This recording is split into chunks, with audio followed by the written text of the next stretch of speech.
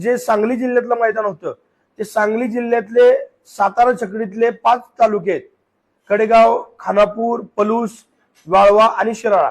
या 5 पैकी 3 तालुक्यांनी आमच्याकडे शिफारस केली, पलूस, वाळवा आणि शिराळा, की कासेगावच्या मैदानाला तुम्ही हिंद केसरीचा मान बहाल करा। त्यानंतर आम्ही जिल्ह्यातील इतर वरिष्ठांशी चर्चा केली आणि अखिल भारतीय बैलगाडी संघटनेचे अध्यक्ष नितीन आबा शेवाळे, कार्याध्यक्ष दत्ताभाऊ गायकवाड, उपाध्यक्ष आनंद मोहिते,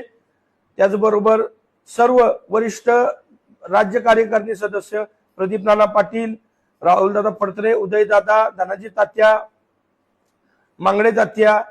विजू अण्णा जाधव, मानाजी काका, अनिलप्पा काटकर,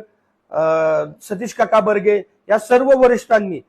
या गोष्टीला अनुमोदन दिलं की या मैदानाला हिंद केसरीचा दर्जा मिळावा। तर आम्ही उद्या संघटनेच्या वतीनं या मैदानाला सांगली जिल्ह्यातील हिंद केसरी मैदान म्हणून घोषित करत आहे। तर माझी सर्व तालुका कमिट्यांना, सांगली जिल्ह्यातील सर्व तालुका कमिट्यांना एक विनंती आहे की तुम्ही त्या मैदानात उपस्थित राहून आपल्या हक्काचं मैदान म्हणून त्या मैदानात सर्व जबाबदारी पार पाडावी आणि जास्तीत जास्त बैल मालकांनी त्या मैदानात सहभागी होऊन या मैदानाची शोभा वाढवावी, या मैदानाचा आनंद घ्यावा आणि या चांगल्या कार्यक्रमाला उपस्थित राहून या कार्यक्रमाचा साक्षीदार व्हावं, ही अखिल भारतीय बैलगाडी संघटना महाराष्ट्र राज्य यांच्या वतीनं मी आपल्या सर्वांना विनंती करतो। धन्यवाद।